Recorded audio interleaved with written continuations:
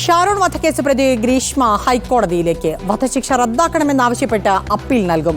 മൂന്നാം പ്രതി നിർമ്മൽ കുമാറിനും അപ്പീൽ നൽകാൻ തീരുമാനിച്ചിട്ടുണ്ട്. വധശിക്ഷ റദ്ദാക്കണമെന്നാവശ്യപ്പെട്ടാണ് ഗ്രീഷ്മ ഹൈക്കോടതിയെ സമീപിക്കുക. മെറിറ്റ് നോക്കിയല്ല കോടതി വിധി എന്ന വാദവും ഉന്നയിക്കും. പൊതുബോധത്തെ തൃപ്തിപ്പെടുത്തുന്ന വിധിയാണ് നെയ്യാറ്റിൻകര അഡീഷണൽ സെഷൻസ് കോടതി നടത്തിയത്. അപൂർവങ്ങളിൽ അപൂർവമായ കേസല്ല ഷാരോൺ വധക്കേസ്. അതുകൊണ്ട് വധശിക്ഷ നൽകേണ്ട കാര്യവുമില്ല എന്നൊക്കെയാകും പ്രധാനമായും ചൂണ്ടിക്കാണിക്കുക. പ്രായത്തിന്റെ ആനുകൂല്യം വേണമെന്ന ആവശ്യം ഹൈക്കോടതിയിലും ആവർത്തിക്കും. ഹർജി ഉടൻ സമർപ്പിച്ചാലും കോടതി അതിവേഗം പരിഗണിക്കാൻ സാധ്യതയില്ല. വധശിക്ഷയ്ക്ക് പുറമെ 2 ലക്ഷം രൂപ പിഴയും ഗ്രീഷ്മയ്ക്ക് വിധിച്ചിരുന്നു.